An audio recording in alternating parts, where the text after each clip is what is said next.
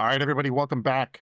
The UFP Media's Michigan High School Athletic Association playoff preview show. Myself, Mark Miller, we're here, and welcomed again by the Bloomfield Hills Blackhawks wide receiver coach Bob Patterson. Thanks for coming back, Bob. Thank you for having me. All right. It's Nice. been fun. I'm sure You as asked me fun as back this again, is, so I must have did something right. exactly as fun as this is, I'm sure I still think you'd probably rather be practicing and get ready for the semifinals after tonight. Absolutely.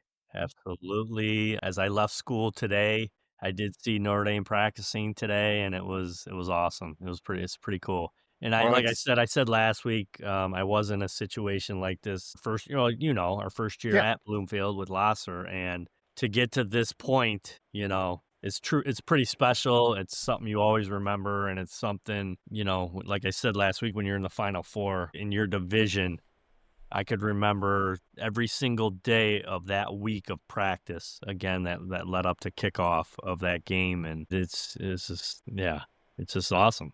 It's awesome to be And there's practicing. only so much you can do as a coach in whether no matter what level you're at. You're in the final 2 weekends of the season. There's only so much prep you can do. There's only so many plays you can really add. Most of it's probably just a lot of fine tuning and just making sure your players are ready and probably not overwhelmed in a lot of cases. Absolutely, it is. It's a lot, making sure you're healthy. You guys are healthy. You always add a few things in there, here and there. I know we always like to add a Oh yeah. few trickery type stuff, which was fun, Yeah. with our offense that we'd like to run. You always run those 2-point plays, but things get a little more interesting this week. I mean, things get a little more on edge a little bit for everybody because this is a trip to Ford Field, so to play for a state championship. And there's some teams that maybe this is the first time being here. Mhm. And, so you're a little more film watching, I guess, Yeah. more at night and things like that. But, yeah, but like you said, I mean, yeah, like it gets darker earlier. So you do what a lot of coaches and good teams do is you stick to what worked for you to get to this point. Yeah. So, you know, here we Absolutely. are. And Bob, I don't know if it was a conscious choice, but I see the colors that you're wearing today. Yeah. Yes, I was going to mention that. And for those that don't know, too, on Tuesday of next week is the battle of the Mid-American Conference with Western going to be playing at Eastern Michigan. So we'll talk about that on Sunday. But I had to point that out. If I'm wearing my Mhm. Western, I'm sure you're wearing you were there under the Eagles. You weren't there as a Huron, correct? I was, yes, right when they changed over. Yes, I was an Eagle. They lost a major marketing. They could have been the EMU Emus. I mean that Yeah, that to me right, that right. would have been some great funding. But Well, talk but about let's some go great EMU. actions, some You know great why things I'm here, wearing Bob. green, right? Well, I'm sure it's for Notre Dame, but it's also Thank you. for your Eastern Michigan Eagles. Well, yeah, of course. Yeah. Oh, Bob, speaking of great games, everything else, and kind of going from there, what'd you take away from last weekend? We'll go over all the games, but what was the one big thing you saw or the one matchup that you were kind of like really stood out from the rest? So there's two that stood out. Number one, I think for me was the Divine Child Harper Woods game. Mhm. Harper Woods, this was Division 4. Harper Woods ranked Undefeated. number 1 in that division. Divine Child is a good football team, not taking anything away there. And a lot of people I think expected Harper Woods with their athleticism and speed and things like that. But Divine Child just came out, manned up, Mhm. and it came down, I think, to the end, and took it from Harper Woods. You know, Neutral yeah. field, home field, whatever. I said that last week. No, it doesn't matter where you play, I think. And those two teams, I think, realize that. So it was a heck of a football game, and Divine Child came out victorious over number 1 seed overall You in know, Division 4 there, Harper Woods. So good 16 kudos to Divine 16 Child. yeah, The 16 points Falcons. scored in that game. And look at the rest of Division 4, 33 to 41, 41-42, 52 to 14. So to see that defensive battle, I mean, uh, I was an offensive lineman, you're wide receivers. We'd love to see points, but at the same time, it's awesome to see that defensive battle. Absolutely. And you're Yeah. going to get a lot, this time of year, that's what you do get. You're going Yeah. to get a defensive battle, as you Mhm. should, man. So what was the second game you said that kind of stood out a little bit? I was going to point out, the Clarkson CC game, just the way I thought it'd be closer. Yeah. Thought it'd be a little bit closer. Well, 42 to 13. Yeah. CC took Clarkston, so CC Catholic Central is a well-oiled machine, man. But so is Clarkston, and man, they put up numbers on them, and it looks like Well, they kind of took it to them. But I'm just looking at only their stats. 13 points for Yeah, the Clarkston. stats right So now. I only have CC stats here, but Duke Banta, the junior quarterback for CC, was 11 for 17, 244 yards and 3 touchdowns. Rushing, what do we see here? Cedric Williams, senior, he had 112 yards on 13 carries. Samson Gash, only 1 carry for 1 yard. And Gash had, Samson Gash had 6 receptions for 139 yards and a touchdown. Okay, so there's where he really saw it there. All-purpose yards, Samson Gash led the way with 139 yards and pretty incredible there. And they look at Clarkston. They like to run the ball, right? Clarkston had 18 yards receiving for the game and 70 yards rushing total. Wow. Total. Yeah. So they really held them in check. Wow. So they got their defense, Catholic Central, man, tough. Well, to hold them to that. Gauntlet. Think of the gauntlet that CC has to go through. You've got Brother Rice in the Boys Bowl. You've got Orchard Lake St. Mary's. You've got De La Salle. And we'll talk about some of these other games. The quality talent in Toledo Catholic Central, or Toledo St. Francis that are now, that are in there as well. So these are all powerhouses in the Catholic League. Yeah. There's, you can it's always like a good topic to talk about who's the strongest league, in football, high school football right now here in the state of Michigan. And, is it that Catholic League, or is it MAC PSL? or the MAC Red or OAA Red, they say. But, you got a lot of those up north teams too. But this league, Catholic League at CC, Brother Rice and all those guys are in is very tough. Year in and year out, obviously. What's really positive to see too is the Detroit Public Schools, that PSL leagues. And you had for years, I think they were down for a number of years, especially when we played. I mean, they had some great talent there, but seeing the quality of talent, I think what's happening is you're not seeing as many kids being poached by those private schools and going out. They're staying in some of these schools, the Cass Techs, the King, the rest of them, and really doing a great job there. For sure. And like you said, and it looks like it's shaping up to be CC Cass Tech here in the final here. That's what I'm hoping for. Probably what everyone's going to want to see. Absolutely. So let's, the one game, I'm going to start with my game that was kind of the shock for me. And it's been a shock all along. I talked to some of the LaSalle guys. They messaged me today, and I eaten crow again. LaSalle 38, King 20. I don't know what to say. I mean, once again, you talk about the gauntlet they played, but they got blown out. How many games? Orchard Lake St. Mary's blew them out. Running Clock blowing out. And to see them come through, they're obviously talented, but you drop down from playing Division I, Division II schools. Now all of a sudden you're playing in Division III. I mean, how much has that affected? I mean, when you guys played, you were with Bloomfield Hills. You guys are 2. Is it 2 or 3? Right now? Yeah. We're Division I. Oh, you're Division I. Okay. Yeah. So, but playoffs. And so a lot of cases, teams that play, higher up and they punch up during those regular seasons, I think they have an advantage going into the playoffs, especially if they're going down. Oh, for sure. LaSalle does what they do, and as you do, once you get in, all you got to do is get in. So, and then they're going to do what they do. So, they don't have any stats for the recap. Let's see if they've got it here. No recap for the LaSalle game. I was curious to see what some of those stats were, but needless to say, they blew them out. It just wasn't a close game. Shout out to, by the way, my brother Rob and my goddaughter Gabby, who is a cheerleader for LaSalle. She goes to Regina, her sophomore at Regina. So they'll be at, we'll talk about it in a minute, but they'll be up at Grand Blanc. By the way, I don't know have you ever seen Grand Blanc's field? No. To me, Grand Blanc's field is the best field in the Metro Detroit area, if not Michigan. I'm going to bring this up. Grand Blanc's field is not it's not a high school field. This is a Division II college. And if I bring this up, spell right now. By the way, shout out to Mr. Tech Ready for teaching me how to type when it comes there. All right, so I'm going to bring these up here. Give me a second to share my screen with you, Bob. This probably seats 10,000 people, this stadium. Their And so when you see division, this, Grand Blanc, that's 1, right? Division two, I believe, two or three, 2. but yeah. So when you see Oh, this, wow. yeah, that's the one sideline, and it goes all the way up. It's pretty amazing, some of the views of the field and everything else. And not only that, I mean, they've got a. By the way, when did schools get jumbotrons? That's what I want to know, because Yeah, they have a jumbotron. their scoreboards and stuff are starting to get a little bit bigger and bigger now. It's crazy, which is kind of cool because these schools, especially the public schools, have audio visual. They have TV studio production departments, and you put that up there. Why not put the kids to work and do that? Yeah, for sure. So, all right.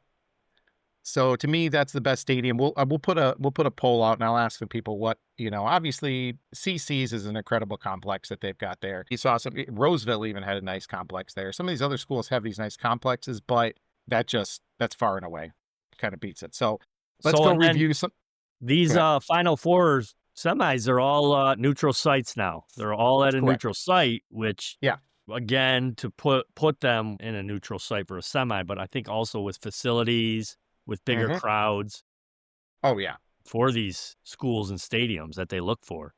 Yeah. Like that Cass Tech game this weekend is at Troy Athens. Troy Athens they always host that semi game, one of those Yeah. semis.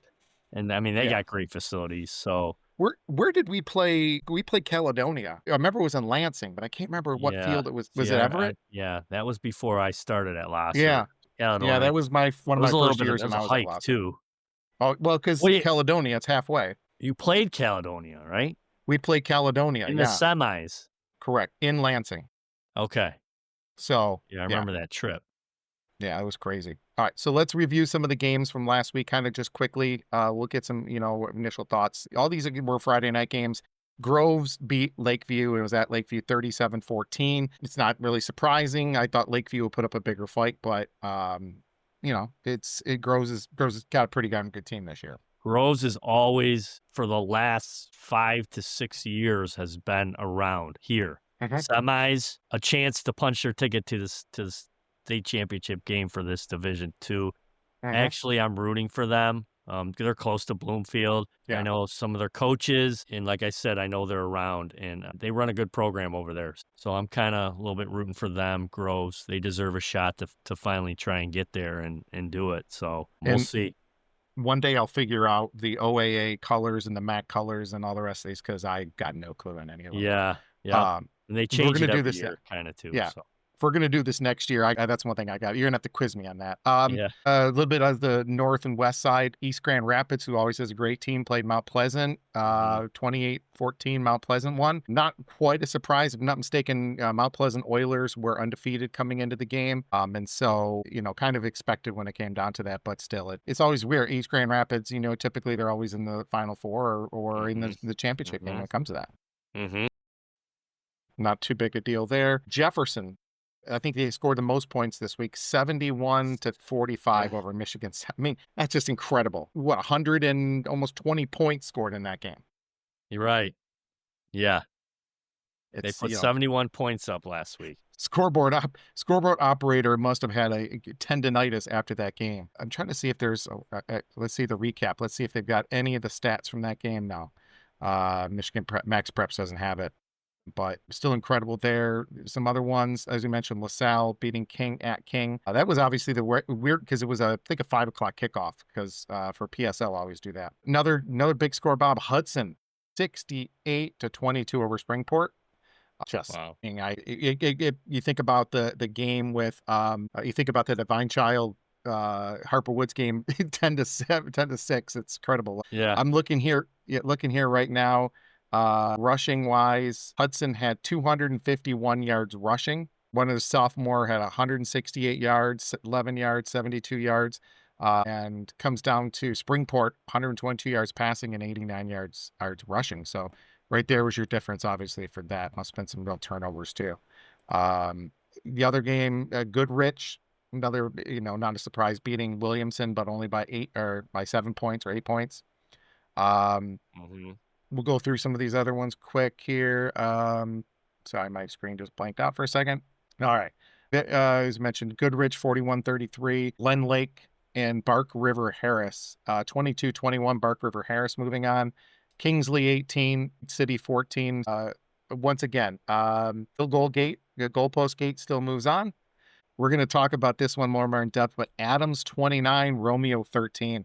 I saw Adams for the WJR game of the week. We saw them. They were hosting Rochester. And, it's hard to tell if you're on the field, but it looked like they had some talent, but to get to the state semifinals, I mean, this is a big deal. I mean, they've really shown well. Coaching has been very solid with them. And what do you For think about sure. that? Yeah, those are two teams, that you hear their names during the playoffs once we start and get going. I think Yeah. they're obviously we said it last, they're the Cinderella kind of Mhm. that division. So, I mean, don't count anybody out there. Don't count Adams out, right? I No, mean, it's going to be tough. I mean, Adams is going to be playing Cass Tech. We'll get into that in a minute because right. that's the other shocker of the week. But we're going other wars too. St. Mary's Prep. By the way, I love the nickname Eaglets. I don't know what it is, but I love Eaglets. that nickname. Beat Dow 42-7. The key stats here: St. Mary's had 292 yards rushing and 5 touchdowns on the ground. I mean, Yeah. and that's all it really was. They just ran the ball right over them. Yep. You got to be able to run the ball too this time of year. I mean, that's Yeah. key too. I mean, I think you got to have both aspects of being able to throw and run, but you got to in these type of weather elements here, cold weather, obviously here in Michigan, you got your boys up front, and you can run the ball. You can do some good things, man. Telling you. Well, and you never know what kind of weather you're going to get. I mean, I mentioned It's Friday nights this year. We did all the WGR games. We had rain for 10 minutes that's it for Friday, the entire right. year. Yeah. How is it possible we went through all Friday this year without any major rain? Is just incredible. It's been great because a lot of coaches, me, myself, when you have to have a delay, Mm. the delays are the half hour in betweens, and it's just, Lightning strike. There's another half hour. and then sometimes you got to come back the next day. And when you got to come back the next day on like a Saturday morning or whatever, and it all Hmm. has to do with your crew, your referee Hmm. crew, Yeah. what they can do the next day. Like you're either coming back in the morning or you may come back at night. I don't know, but it's just coming back that next day. So those weather rain delay ones are tough. And we had Yeah. a great fall this year. It was a great Yeah. fall, man, Weather was beautiful. for sure. The game you were at, Bob, Notre Dame Prep 42, Frankenmuth Yes, 28. Talk about that game with what you saw with Notre Dame and go Frankenmuth there. Irish. Yes, everything I expected. It was started off back and forth a little bit. Mhm. Notre Dame hunkered down, though. They play like I expected them to play. They play fast. They get to the football. They run hard. And you got Sam Stowe that leads that offense, they did a tremendous job. But Frankenmuth put up a fight. I mean, both Yeah. teams, fought back and forth. But in the end, I think Notre Dame was just a little bit better than Frankenmuth this year again. So they move on. They play well on both sides of the ball, the Irish, Notre Dame. I Yeah. mean, both offense and defense. And, I just said you got to have some boys up front that can play. They Mhm. got some boys up front. Notre Dame, that can play. They got a running back, last name by the name of Liperato. He can run the ball, again, like with Sam Stowe. But the big thing that I love about Notre Dame is, I said this about them last year, and I said it last Mhm. week. Again, what they do this year is they fly to the football, man. Their Yeah. defense, they just fly to the ball. And that's like gang tackle, and that's what it's about, man. That's what you try and Mhm. teach your defense, man. Get 11 Oh, yeah. hats to the football. And I feel that's Mhm. what they do. They perfect that pretty good. Yeah. Monroe Look, Jefferson put up like 71 points last week. I don't know how good they are, but they're yeah. here for a reason. They're here in the semis for a reason. So you can't ever take anybody lightly. But I like my Irish. And I like their chances to move on to Ford Field Thanksgiving What am I weekend. see? Sam Stowe stats. Try saying that 3 times fast. 12 of 19, 180 yards, 3 touchdowns. Looks like, is it Tartaglia, number Yes, 44, he had had a big 88 game. yards in a touchdown. Yeah. Yeah. Sam's very smooth and very poised. And it's what you Mhm. want in your quarterback. I mean, he's very poised, doesn't get rattled. 44, Edison Academy 8. Here's a close game. Lowell and we'll talk about that. We'll kind of go through the rest of these. But Cass Tech 42-28 over Saline. I think you look at, and I think some of the big news coming prior to that game was Tommy Carr flipping from Miami of Yeah. Ohio to Yes. Michigan. I mean, that's usually it's Michigan to Michigan State. You don't usually go Miami of Ohio to commit to Right. Michigan. And but a quick question. Let's talk about that for a second. What does that say about Michigan's quarterback situation right now? If he switched over and he's going, I mean, what did he see that maybe what's the situation right now with Bryce Underwood? So are you asking, will Bryce leave? Will he go No, somewhere else? Will he? well, you're paying, I and don't this see is, that happening. yeah, Maybe Tommy just, he's gonna got a hunch. learn a little bit behind Bryce a little bit and I see what mean, happens. it's sad to say these words. You're paying $2 or $3 million for a quarterback in college. He's going to be your starter. Why does that hurt me so much to say? I don't know why. But Cass Tech, CJ, I think it's CJ, correct? The big player for Cass Tech had I think he had 2 or 3 pick sixes in that game. Sadler, Incredible. yeah. Yeah, Yep, Sadler, what he did on the Sadler, defensive ball. yeah. I mean, he's supposed to be the best player in the state. Yeah. Dexter 56-42. DeWitt put up 70 on Fenton. And then Cabrini 34, Madison 32. Let's go to some of that Saturday action game. East Kentwood in Hudsonville. I'm shocked. 52-28. East Kentwood blew them out. I thought Kentwood or Hudsonville will put up a little bit more of a fight when it came to that. Stat wise, wow. East Kentwood's quarterback, K-Ed Kaufman, 21-32, 273 yards, 2 touchdowns and a pick. Bill's quarterback situation, they only passed for 156 yards between their 2 players. East Kentwood's rushing, 265 yards rushing there. That's obviously where you're seeing it. And East Kentwood's, who was it? Kaufman had 210 yards on the ground. So not only did he pass for 273 yards, but he ran for 210 yards as well on 12 carries. That's between his all-purpose yards and his rushing, that's insane. Yeah, that's pretty good. And I can't remember, where's he being recruited right now? I mean, he's got to be going somewhere. State, I thought. Is it State? Okay. All right. I couldn't remember where Kaufman was going. Sure. I'm pretty positive. It's Michigan 6'2", State. 190. So he's a good-sized quarterback. Yeah. All right. So let's get back to some of those games. Here we go. Deckerville and St. Patrick. St. Patrick winning 36-15. Let's see here. I mentioned the Harper Woods and Divine Child, but, somebody's in Portland and Vicksburg, 42-41. Vicksburg winning. Kingston. Harbor Beach beating Beale City. How many times have you seen Harbor Beach and Beale City in the Division 8 championship game? So, yep. All right.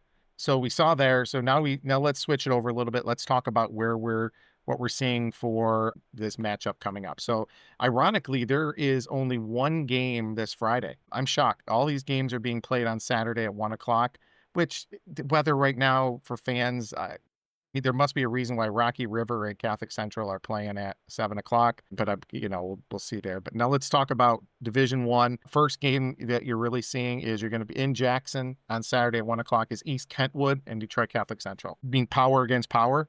And you saw what East Kentwood put up 52, and you know what Cass Tech could do. What do you think would be some of those keys, and what do you think, what's that outcome you see from this game? So East Kentwood that's Kaufman, right? Yeah. Yeah, so, I mean, he's putting up numbers. He's a heck of a football player. That team's rolling right now. But I do like Catholic Central. I just like everything that they're about and what they can do. And I think they're just, they put up 42 on Clarkston. So, I haven't seen East Kentwood play this year, I admit. So, no. But I'm going to go with CC on this one. I just feel like Catholic Central is that team of destiny right now. Every time I've seen them and what I've seen, they're 12-0 for a reason. They're playing well. East Kentwood's 10-2, but I like it's the same thing. I can't see Catholic Central losing. I see Samson Gash and the rest of the team and everybody else having a huge game. I can't see it coming out any differently than that. But once again, I could see this as being like a 60-58 game or something like that. Right. Right. It's Um, gonna be a back and forth. Talk about that same one. The other matchup, when it comes down to it, you got the Technicians of Cass Tech playing the Rochester Adams Highlanders. And once again, that's at Troy Athens. We joke and we talk about home field advantage, but obviously that game's a lot closer to Rochester than it's going to be for Cass Tech. I mean, it's, 20 miles for Cass Tech, so it's not huge, but Yeah. it, They always so it has to do with the miles, I guess, between each school, right? I mean, that's why last week's Harper Woods Divine Child, they try and put it in the well, middle, these yeah, the I mean, schools right now. So East Kentwood and Catholic Central is going to be in Jackson. So that's about halfway between each yeah, school. I mean, it doesn't get bigger from there. But two Metro Detroit teams, obviously, you're a little more limited as to where. I mean, you could have played that game, could have played it at, what do you call it, down in Wayne State's game, but then that's basically a Cass Tech games.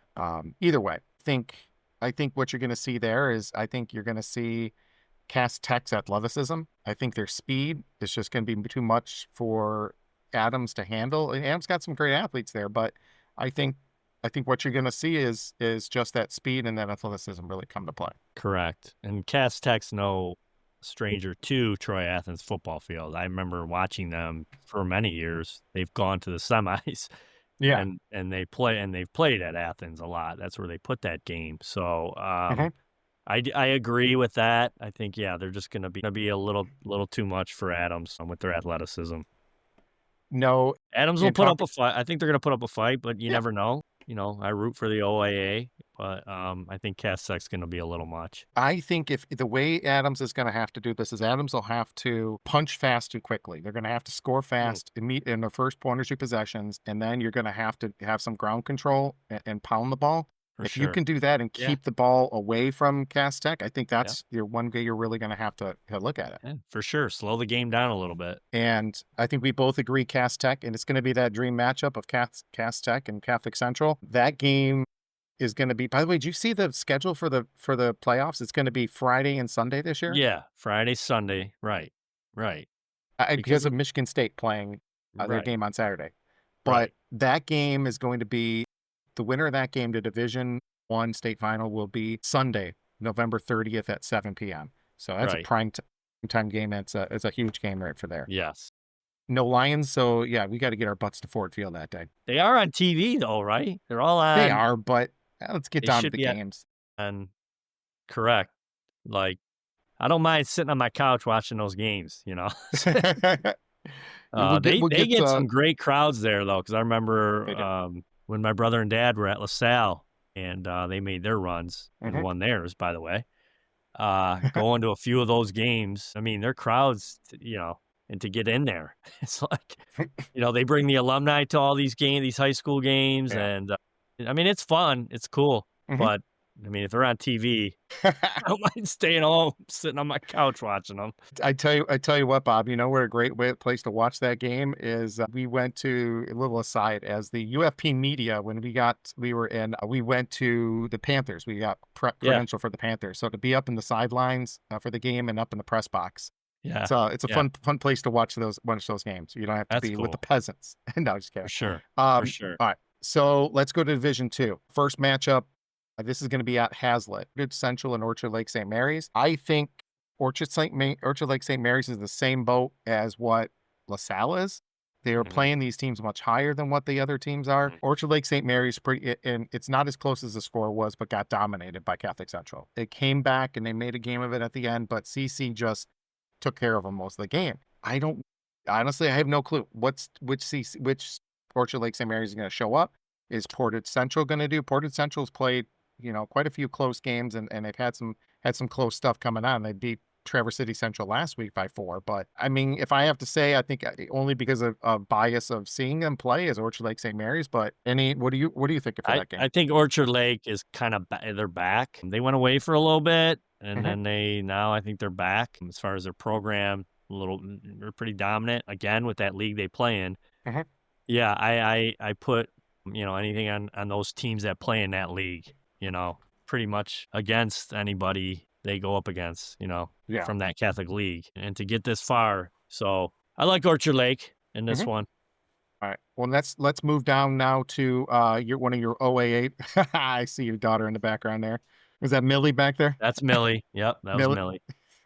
By the way, quick aside, Bob, I still remember the day when we met at Bad Brad's barbecue for lunch and told you that we were having Charlotte, and you're like, nope, got you beat. We're having twins. Yes. Yep. Two 42-year-old dads. So Dexter is playing your OAA foe in Groves. Dexter's played some great football. I mean, they're part of what I don't remember, is it the Huron Valley Conference that they're part of? Yeah, I believe so. Yeah. They've been on the rise since Dexter. They've been Yeah. knocking on the door. Yep. And they've had some blowouts. I mean, they blew out Gibraltar Carlson, and they blew out South Lyon, and then they blew out Livonia Franklin. So, okay, let's go back a step. You're a coach. You've been coaching long enough. And I heard this said this year from a few teams that basically, and even some college teams I saw this, is that the worst thing they're doing is they're blowing out teams and their full players aren't playing the full game. They have to put their backups in the second half. And it really hurts some of these teams when they have a very close game, as they can't handle it.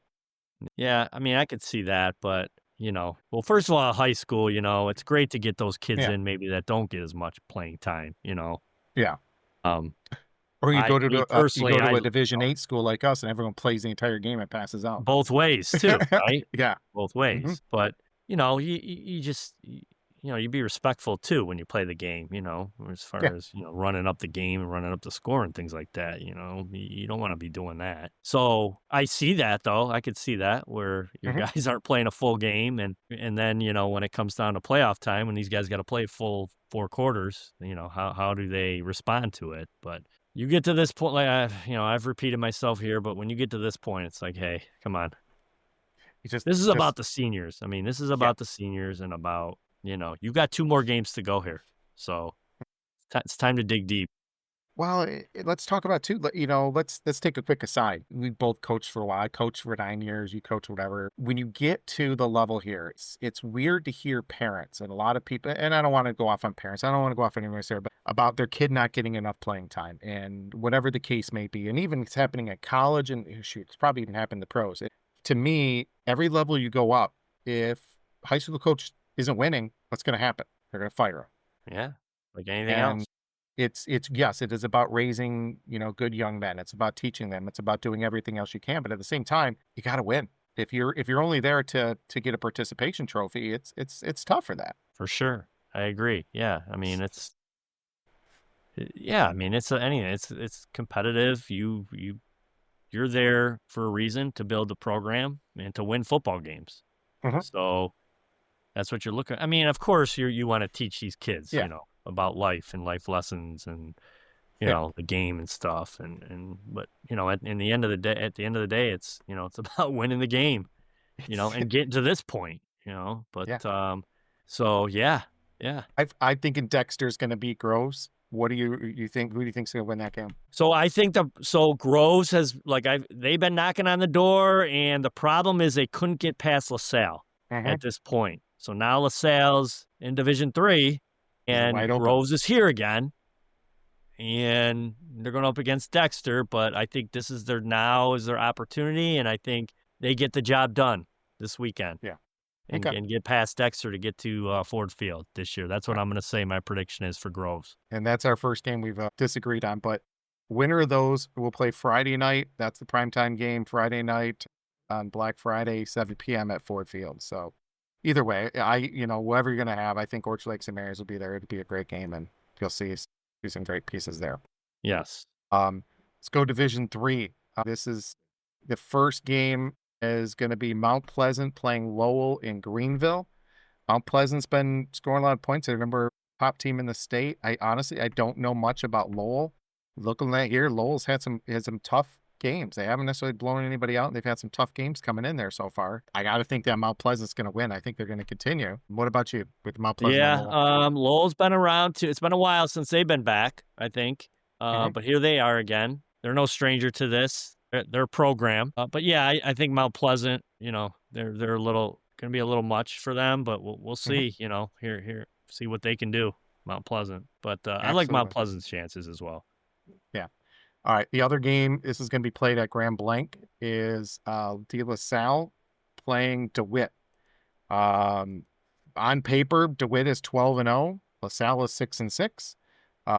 number 6 or 9 team in the state. DeWitt is just beating up on their opponents. I mean, if I'm just going to go here and look at their games for the season, beat Hazlitt 21-3, beat Mason 44-37, beat Lansing Waverly 55-0, beat Galloway Westland from Ohio 38-28. Beat East Lansing 58-7. Beat Holt 58. So they've been putting up some massive numbers. They put 70 on Owasso. They put 63 on Lansing Everett. And then they put 70 up last week. I mean, this team's averaging almost 50 points a game right now. I want to see LaSalle win. I want to see I could see that, but you look at LaSalle, other than these last couple of games, they've had a rough time of it. Everything in my heart says DeWitt's going to blow them up. DeWitt's going to blow them up. DeWitt's going to blow them up. So you know what it means, Bob? It means LaSalle's going to win a close game. Win. Yeah. I mean, LaSalle's going to have a good match. They're going to have – it's going to be a tough one. This is a one I'm not sure of, actually. I mean, I can make a prediction. But for this game, I don't know, man. What's going to happen here? I'm going to go LaSalle only because I want to see them keep winning. It's a great story. Local, right. We got know some people and stuff. So, we root for LaSalle, to get there. So what's LaSalle going to do for Mass? It's the game would be on Sunday, November 30th at 12:30 p.m. I mean, are they going to have Mass down at I just can't go with that. Yeah. What day? Wait, so they would play Sunday. Yeah, I got to Sunday at 12:30 because of the Sunday game now, that's the odd numbers, correct? Yes. Yeah. Yes. Should be all the odd now numbers. We're looking all at the Division odd numbers 4. are on Sunday, which starting with the low Division 7 would be at 10:30 or something like that. But I always remember the Division 1 and Division 2 games being at like 12:30 or like 1 o'clock. It was always like middle of the day. I don't remember. But they switched it, that. Yeah. That Division 1 game now is a prime time game. Yeah, which even if they were playing on Saturdays, I think they switched that too. They would have it at night now. The Division 1 and 2, correct? Yeah, I think so. Yeah, exactly. Because I'm looking right now. Well, Division 4, we're going to talk Division 4. That would be Friday at 12:30 p.m. So let's talk about these. Hudsonville Unity Christian playing Pittsburgh. I can talk, playing Vicksburg. Speaking of Caledonia, this is where the game will be played in Caledonia. So Hudsonville Unity Christian. So I'm just going to look this up real quick here. So Hudson Unity Christian is 11-1. Vicksburg is 8-4 coming into this game. Once again, these guys have made it so far. You can't put much on them when it comes to that. Vicksburg, their victories. So they lost a couple, 2-game losing streak to Otsego and to Niles, but they've pretty much played well, and they've had a couple blowout losses, but the most they got blown out by Pawpaw 42-6, and lost to Grand Rapids Northview, and they lost to Otsego and Niles, but nothing too bad there. But then you've got Hudsonville Unity Christian, 11-1. One loss they had was to you guys in Notre Dame Prep, actually. Mm-hmm. So they've been putting up massive points, 50 points a game, everything else there. Once again, on paper, Hudsonville Unity Christian should win this game, no problem. But it's, you get here. Vicksburg has a puncher's chance. Correct. So, it's up for grabs. Whoever, I mean, anything can happen here. Yeah, I still think it's going to be Hudsonville Unity Christian. I think they're going to kind of go through in Vicksburg. The next one, Goodrich is playing Dearborn Divine Child at Stony Creek. Where's Goodrich High School at? I don't even know. Honestly, I feel bad saying that. But to have that at, it's got to be in between the two of them there. So let's look up. I think it's by Davison. Okay, so that makes sense why you'd have it there. All right, so Goodrich coming in number 13 at 12-0, and Divine Child coming in at 11-1. I think it's a good matchup. I obviously still would have loved to seen Harper Woods, see what they could have done, but Harper Woods probably was a little distracted after all the change in field, which, I don't want to blame coaches. I don't want to blame anything there, but you got to have those kids ready, and you got to have those kids ready to play. And of course, once again, Divine Child's not the Falcons aren't just some team that are going to get blown out. So I mean, they're a hell of a team as well. We played them last year, not this year. We played them last year, and they were tough, man. Yeah. They were strong.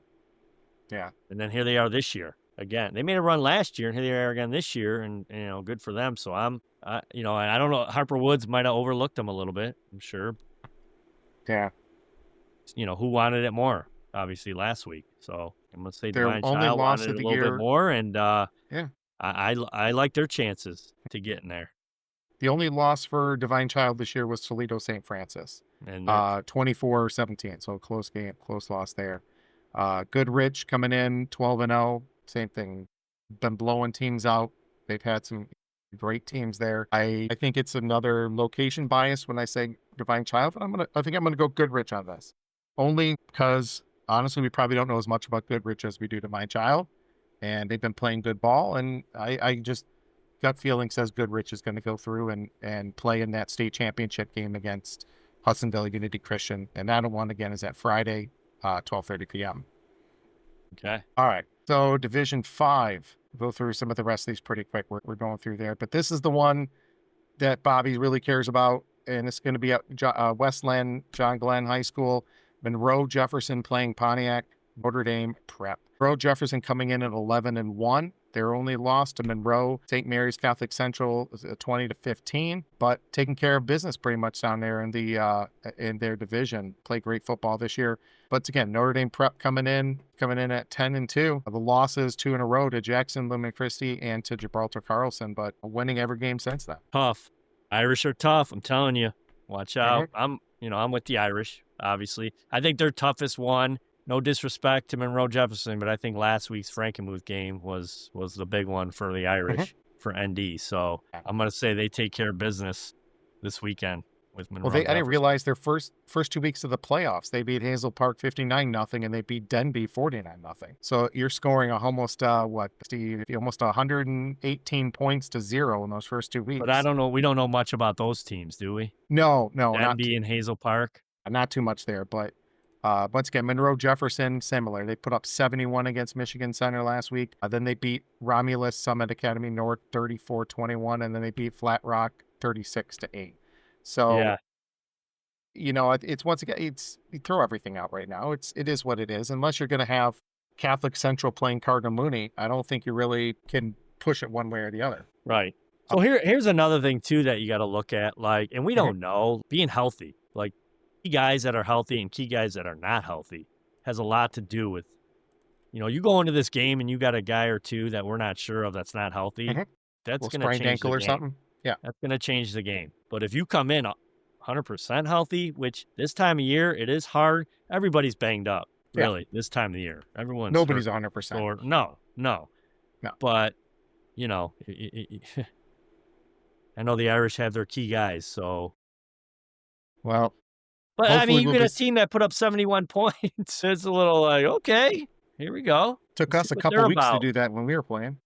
Yeah, right. I think Notre Dame Prep's going to go through. I think they're going to go advance, and that game will be Sunday 4 p.m.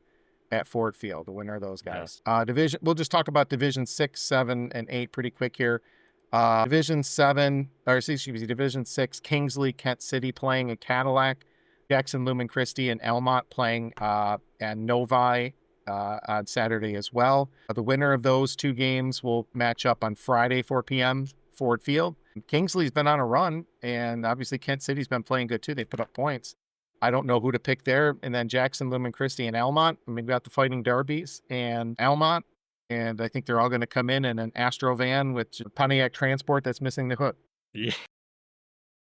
Little inside joke for all those Cardinal Mooney folks actually paying attention. That'd be something.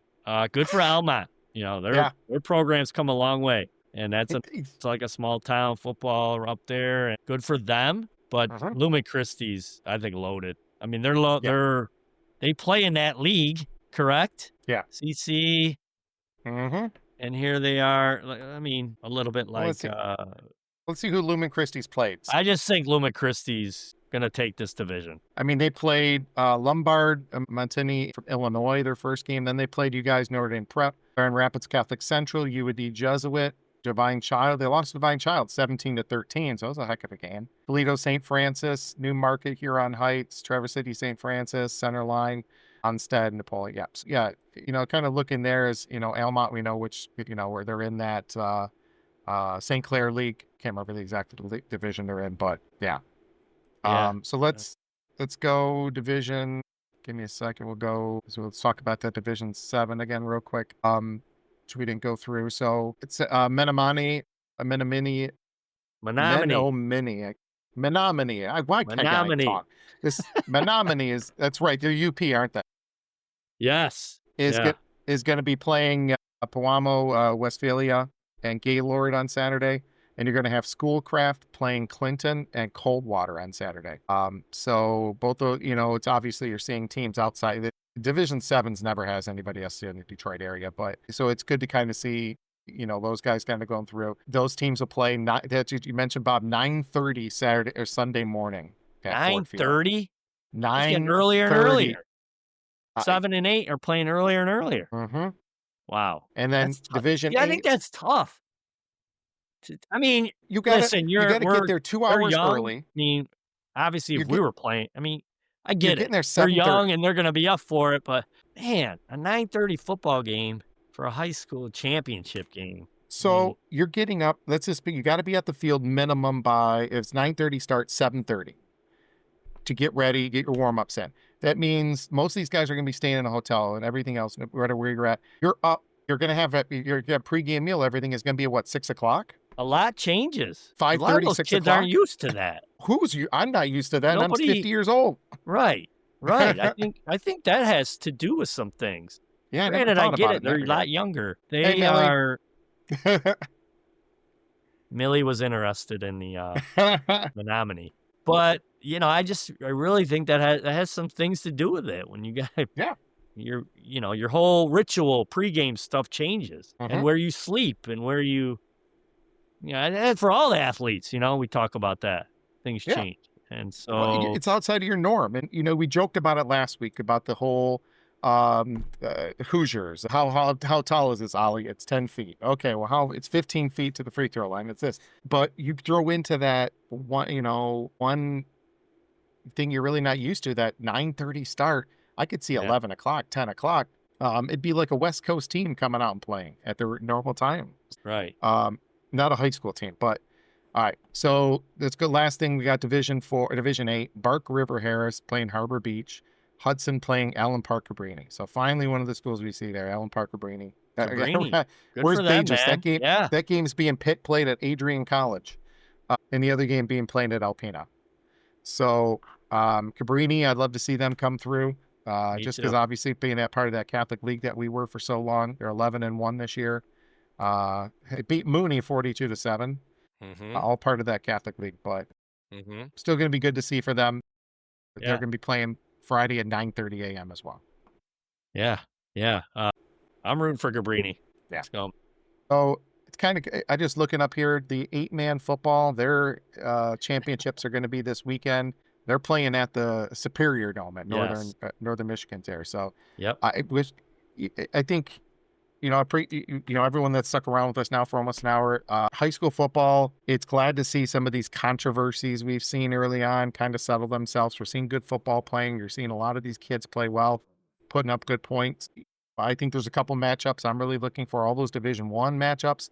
You're looking for some of those other smaller ones, but anxious to see what's going to kind of come through there. So what game would you be, obviously you're going to go to the Notre Dame game, John Glenn. Yeah, we're planning on it, yes. If you didn't go to that game, what's the other game that you would want to go see? I was going to go to Troy Athens to see it's Cass Tech. Yeah. Cass Tech game. I think that's what I might go to. Adams, correct? Yeah. Correct. So Adams at Troy High School or Troy Athens. Yeah, that would have been the game. If I'm not going to Notre Dame, that was the game I'm going to.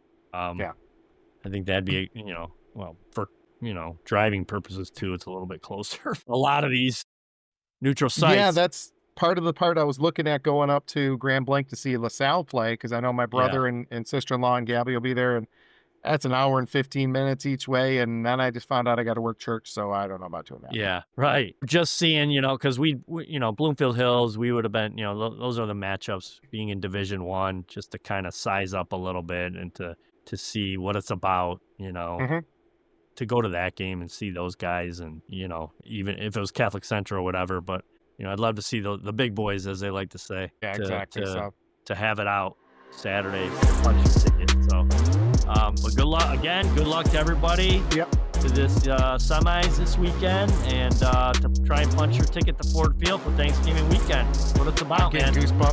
getting goosebumps thinking about that. These kids and what they're going to experience, and For sure. memories the rest of their lives, something they'll never forget.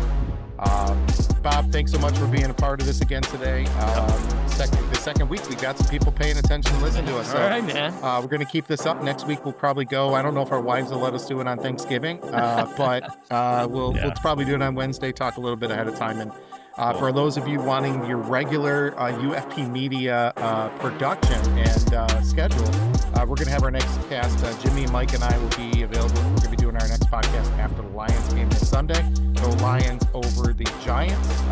Cam Scatabo isn't going to be there and all the rest of those guys, but He's not at the wrestling matches. oh yeah, QE. exactly. And by the way, go Broncos. Go Eagles. Go Broncos. Eastern. Let's go. All right, everybody. Go Thanks Irish. so much for Go listening. Irish, baby. Let's go, ND. All right, take care, guys, and thanks All again. right. Thanks for having me.